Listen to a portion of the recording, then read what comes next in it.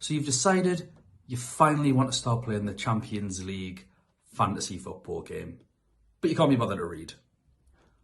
Well, I'm Daniel, this is the main event, and this is your introduction to how to play the game. We're going to briefly touch on the rules, assuming that you play Fantasy Premier League. We're going to look at the chips in the game, how transfers are different, how points can be scored differently, and then we're going to finish off with 5 tips for beginners. So buckle up. So first up, player selection.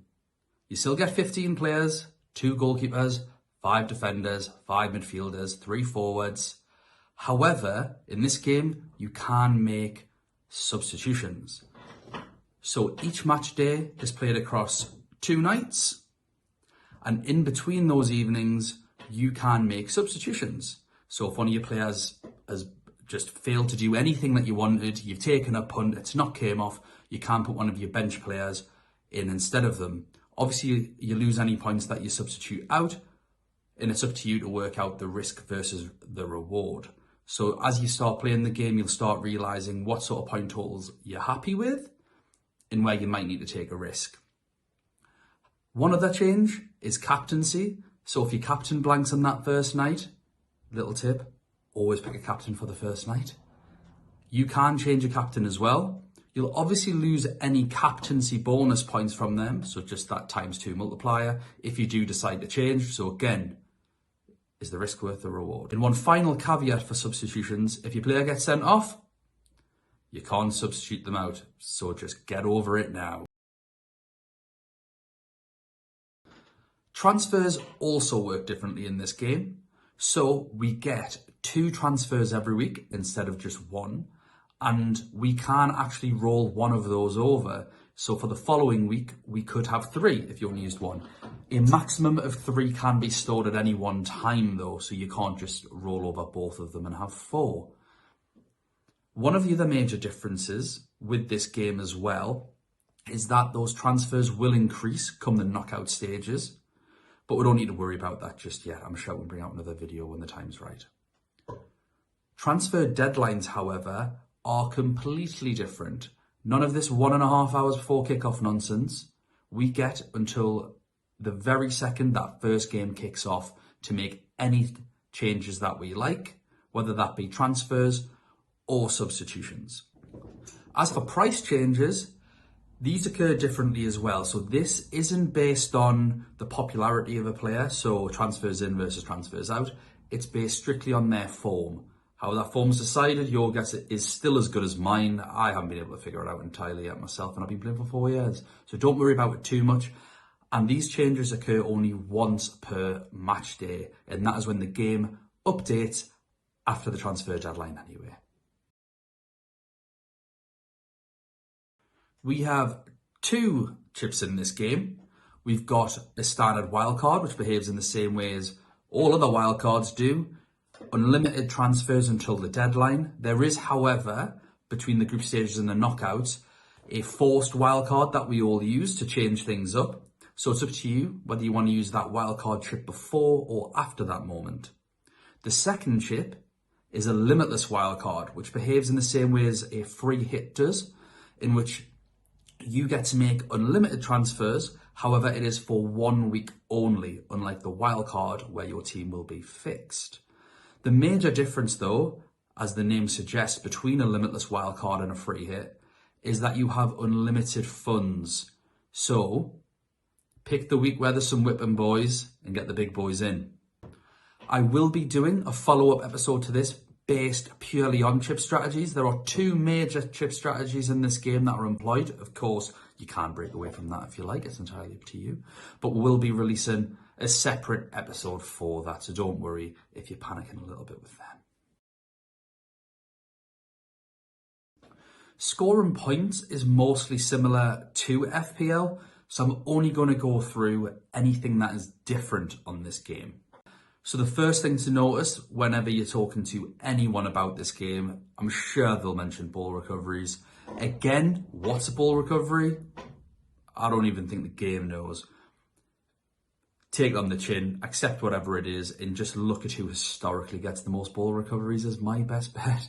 but you do get 1 point for every 3 ball recoveries a player makes.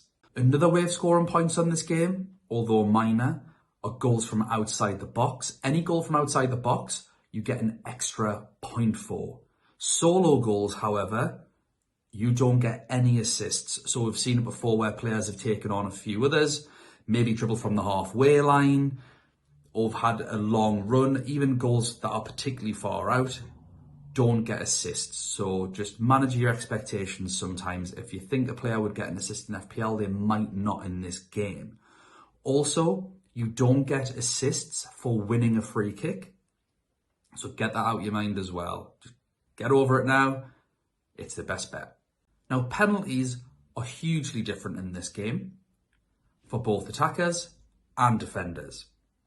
If a defender is the person that concedes a penalty, unlucky, that's a -1 point for them. The player that wins the penalty gets 2 points automatically. There are no assists for penalties, only penalties won. That means if the player who takes the penalty misses, you still get 2 points. These points are also stackable. So if a player wins the penalty and then takes it, you're in luck. You get 2 points plus the points they get for scoring the pen. And finally, the last way of scoring points, player of the match awards. This is similar to the Sky game, obviously for the man of the matches. You get 3 points for this. This has been a controversial subject. Obviously, we do enjoy more points being available in the game, but sometimes you see who the person watching the game has decided to pick and think, what game are you watching?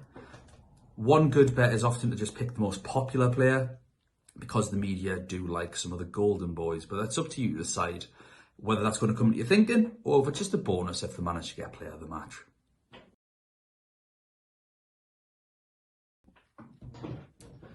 So those are the major changes between the Champions League fantasy football game and the Fantasy Premier League game.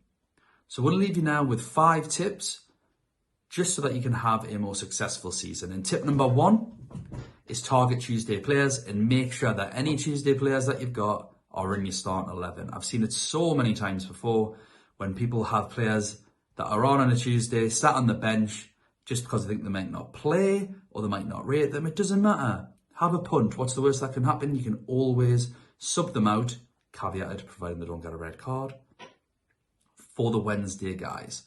So make sure that any Tuesday players are in your starting 11, and it's even worth trying to target Tuesday players when you've got that time cost for transfers. Which one do you want? Go with the guy that's playing on a Tuesday. Unless, of course, you've already got 11. You don't want 12 because you can't play them all. Tip number 2 is Tuesday punts. Tuesdays are for punts. Now, I appreciate you might be in a situation where the best forward on the game is playing against the worst defence in the game. And I get that. Use your brains, it's fine. But sometimes you might be umming and ahhing. You might be going for a safe pick. You can change your captaincy to a Wednesday. So have a look in your team. Think, is there anyone at all that is worth taking a risk on? And if it goes badly, just change them anyway. And always make sure that you have a Wednesday contingency plan. It's a 2-day game. Play it that way. Tip number 3 is to have a plan for your chips. However, it's always important to be flexible. I had a plan last year to use my wildcard in match day 3. I used it in match day 2 and it worked perfectly. Have a plan, but be flexible. And as I mentioned earlier, don't worry, we are going to have a chip strategy video to help you guys out. Tip number 4, wait for the teams to be released. Wait until that deadline. Now, I get it. Some people live around the world, maybe can't get on. That is fine. I'm not speaking to you. But there are so many people that I see making early transfers in this game. I don't understand why. There are no price rises. Wait until we have the early team news or any team news that's possible. An actual strategy is to target players that you know are in the early fixtures. Definitely want to be planning on these when you're picking your wildcard teams to make sure you get the most exposure to starting team news, especially for those rotation heavy nightmares. I'm looking at you, Pep Roulette. And our final tip is to watch the main event preview podcasts. Myself and my co-host Aaron will be doing a preview of each and every group where we go through the players to target, perhaps the players to avoid, what teams do you want to stack on, differentials, price points, and out of position players. It can be a bit of a nightmare looking through all the European teams, so we're going to do the work for you, give you a pool of players, and then it's as easy as just selecting whoever you like. So get on that. And there you go. Primed and ready for a season of Champions League fantasy football. Wasn't that hard, was it? We're going to be around all season, doing updates, giving reviews, previews. You can also catch me on Twitter Spaces through the FPL Scout community page. I do that with Lewis at FPL Reactions. So make sure you give everyone a like and a follow there. We are at UCL Fantasy Pod. Please don't forget to like and subscribe. Also, we are available on Spotify, Apple Podcasts, Google Podcasts, if you don't want to look at any of our ugly mugs, especially Aaron's. And we will see you next time for the Chip Strategy Podcast.